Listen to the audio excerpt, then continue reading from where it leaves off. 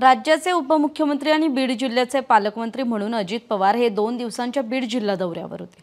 त्यांच्या बीड दौऱ्याचं मुख्य वैशिष्ट्य हे बाबरी मुंडेंचा राष्ट्रवादी काँग्रेसमधला पक्षप्रवेश। पण याच पक्षप्रवेशाच्या कार्यक्रमात अजित पवारांनी भाषण केलं आणि त्यातून त्यांनी एक प्रकारे धनंजय मुंडेंना गर्भित इशारा दिला का असा प्रश्न आता उपस्थित होतोय। त्यामुळे अजित पवार नेमकं म्हणाले काय आणि बीड जिल्ह्यातल्या राजकारणात सध्या काय सुरू आहे तेच समजून घेण्यासाठी हा व्हिडिओ शेवटपर्यंत पहा। नमस्कार, मी कोमल, सकाळमध्ये आपलं स्वागत। झालं असं की बाबरी मुंडे आणि राजाभाऊ मुंडे या माजलगाव विधानसभा मतदारसंघातल्या वडवणी गावच्या पिता पुत्रांनी 7 ऑगस्टला अजित पवारांच्या उपस्थितीत भाजपची साथ सोडून राष्ट्रवादी काँग्रेस पक्षात प्रवेश केला। त्यांच्या या पक्षप्रवेशावेळी अजित पवारांनी बीडमधल्या वाढत्या गुन्हेगारीवर आणि दहशतीवर भाष्य केलं। यावेळी त्यांनी आधी म्हटल्याप्रमाणे धनंजय मुंडेंना इशारा दिलाय का असा सवाल उपस्थित होतोय। आता त्यामागचं कारण म्हणजे बाबरी मुंडेंच्या पक्षप्रवेशावेळी अजित पवारांनी केलेली वक्तव्य। आता अजित पवार नेमकं काय म्हणाले ते समजून घेऊयात। बीड जिल्ह्यामध्ये चुकीची कामं खपवून घेणार नाही, मग तो कितीही मोठ्या बापाचा असला तरी त्याला धडा शिकवेल। कुणी चुकीची कामं करत असेल तर त्याला समजावून सांगा। पोलिसांनाही मी सूचना दिलेल्या आहेत, थेट कारवाई करण्यात येईल। एकदा दोनदा तीनदा ऐकलं नाही तर त्याच्यावर थेट मोक्का लावला जाईल। जेलमध्ये चक्की पिसिंग अँड पिसिंग हे पाहायला मिळेल। कुणी आका असो नाहीतर फाका असो, त्याला सरळ करण्याचं काम प्रशासन करेन।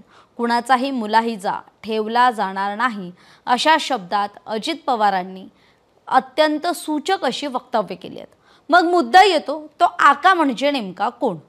तर अजित पवारांनी त्यांच्या वडवणीच्या भाषणात आका शब्दाचा उल्लेख आवर्जून केलेला दिसतोय। भाजप आमदार सुरेश धस यांनी संतोष देशमुख हत्या प्रकरणात आणि त्याच्यानंतरच्या अनेक प्रकरणांमध्ये आका या शब्दाचा खुबीनं प्रयोग केला।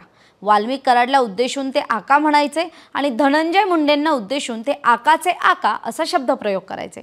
त्यामुळे आका हा शब्द धनंजय मुंडेंच्या भोवती फिरतो। त्यामुळे अजित पवारांनी थेट धनंजय मुंडेंना आका म्हटलंय का असा सवाल सुद्धा आता उपस्थित होतोय।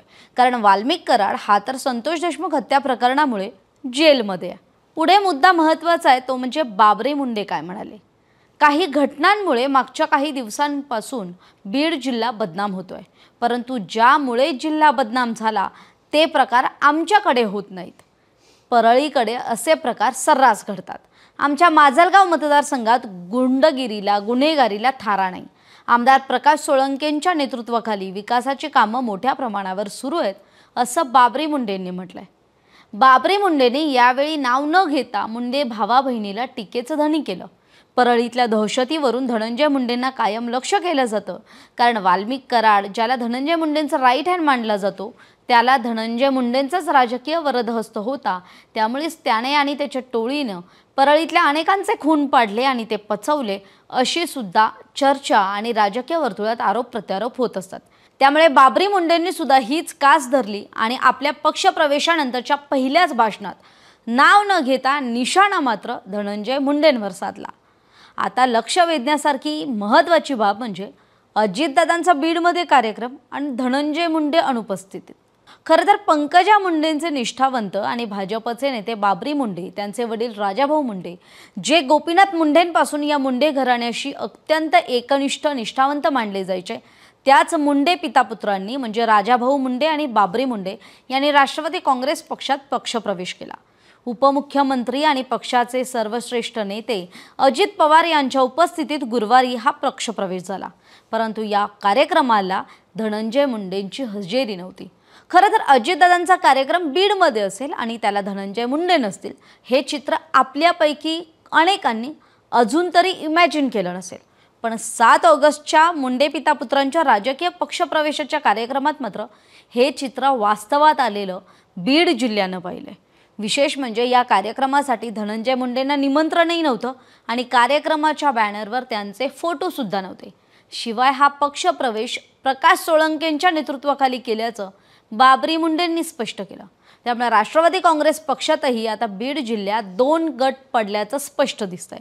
अजित पवारांच्या या खेळीचा उलगडा भविष्यात झाल्याशिवाय राहणार नाही हे मात्र नक्की आहे।